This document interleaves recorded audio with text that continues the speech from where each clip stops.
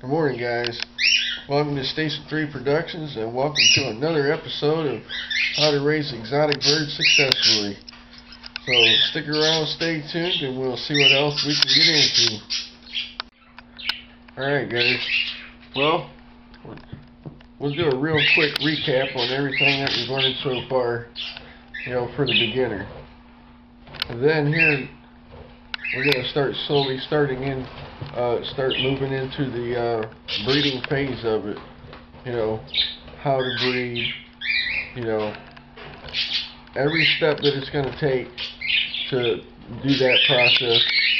And, when it's all said and done, you'll know everything, at least all of the basics that you need to do this properly. So far, we've done the unboxing. I showed you the cage setup, right? Alright, by now you should know how to buy your exotic birds. At a pet store and a local... Never mind me today. I got a head cold and it's making me crazy. So anyway, as I was saying, right, by now you should know how to buy your first bird, at the local pet store, at a local breeder, or,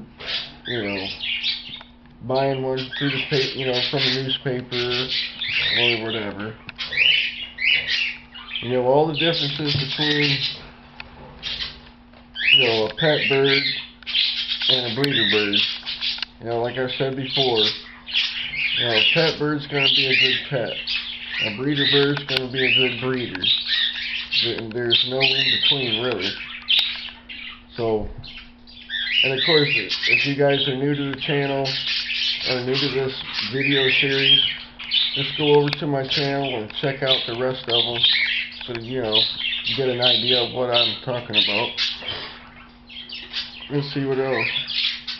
Oh, we talked about all the differences between different styles and designs of bird cages. Wire, stainless steel, aluminum, wrought iron, wood, all of that. And of course, if you're going to give your bird a seed diet, to feed the bird, if you got a parakeet, buy parakeet seed, cockatiel seed, and so on. Just give them the proper diet for the proper bird. Of course, I shouldn't have to say this, but I'll say it anyway. Make sure you change the water every single day. And if it's a real warm day outside, you may want to change it twice a day. And of course, to keep your cages clean, clean them once or twice a week. To change the seed, depending on how much food that your bird actually eats. Usually every other day is pretty good. So anyway, that's a real quick recap of what we got going on there. Now we're going to do a little bit of, start going into the breeding phase of it. And it's all going to start out with a breeder box. And right here, I've got 3 different styles that I can show you. You've got this style right here, where the lid flips up like this. Alright, now these are parakeet boxes too, by the way. Now, and the idea is, for this is designed for the inside of a cage, so you have to really have a huge cage to do this. I don't really like this style, and I'll explain that in a little bit. So what you're going to do, let's just assume you have a huge cage. Alright, you're going to put this inside the cage. You're going to put this up here, where that hole is. And then what you're going to do is take wire, usually baling wire or something like that. You're going to run run the wire through here. You're going to run it up around the cage. You're going to make sure that that's tight and secured so nothing falls. But the problem with this is when you get into the bird cage itself to check on these, you have to flip this lid up in order, to keep, to monitor eggs and babies and, keep an eye on things. And it makes it really difficult unless you have like an indoor aviary or an outdoor aviary, something that's really super huge. I'm not a big fan of them, but they're cheap. I think this style right here is like 10 or 12 bucks a piece or something, where I'll show you some other styles where the price is a little, they're a little bit more expensive. It doesn't really make a lot of sense to me, but the prices are different anyway. So anyway, that's one style, and they're just made out of plywood. There's nothing major. And now there's a different style, same exact box, but the hole is on this side, and then the perch would be right here or somewhere in there or whatever. And then the idea is with this is, we'll take this over and I'll give you an example. So you're going to walk this over here and you're going to put this on the outside of the cage. Alright, something to this effect. Right, you see how that fits flush, just like that. Now, there we go. And what you're going to do with those is, again, you're going to put it on the outside of the cage, and then you're going to run a wire, same process, around the cage, make sure it's secure. Now, with that thought, okay, it's here, it's mounted onto the outside of your cage, but now what's good about these is you do not have to go inside the cage and try to fight with it and all that good stuff. All you do is just simply walk up to the outside of your cage, look in there,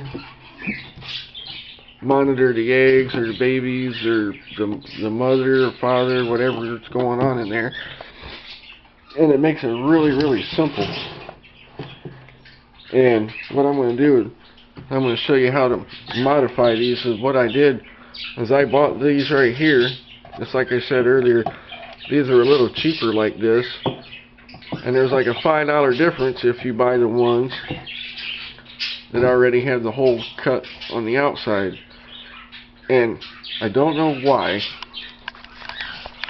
I have absolutely no idea what the big deal is, but it is. I mean, so here in a little while I'm going to show you how to fix that problem. Okay, and there's also another kind of bird cage that you can get. Bird cage, wow. Nest box is, you can get those right there in plastic. Now, I have found them hard to find, at a local pet store. For whatever reason, they don't really market them very well, and I don't know why, because they are really good to use. Simple fact, they're easy to clean. They come in a little package. They just snap together, and when you're done using the nest box, you take it off of the cage, you take it apart, the whole thing disassembles, and they're really, really good for cleaning and the whole 9 yards. But the only places I've been able to find them are through bird magazines or the internet, but they're real expensive. and that's probably why, because they're really nice to have. I don't have one to show you, but if you go on Google or something and type in plastic nest box, blah blah blah, you're gonna find all kinds of companies that have them. Like I said, I just can't find them locally, and I wish I could. So there's a few differences there for nest boxes, and of course this one over here, you guys seen this one, and I'll show you an example. Like this box, this is my cockatiel nest box, super huge, and here's what I was talking about. You got that flush to the cage, you run your wire through, and when you do that, make sure that this excess wire is on the outside of the cage so that they don't get stabbed or cut themselves or whatever. Because this nest box was originally for the inside, just like those smaller ones that I was showing you over there. So, and obviously I'm not going to put, a foot-long nest box inside one of these small cages. It's just not going to work. So here, so what I'm going to do now, I'm going to show you how we're going to modify this real quick. You got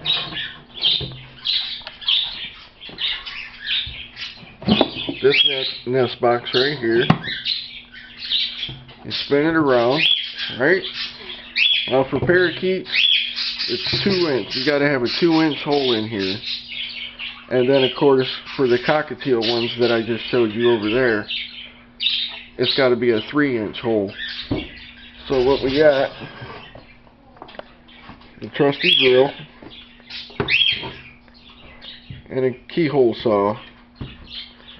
Alright, so what I'm going to do, I'm going to flip this up.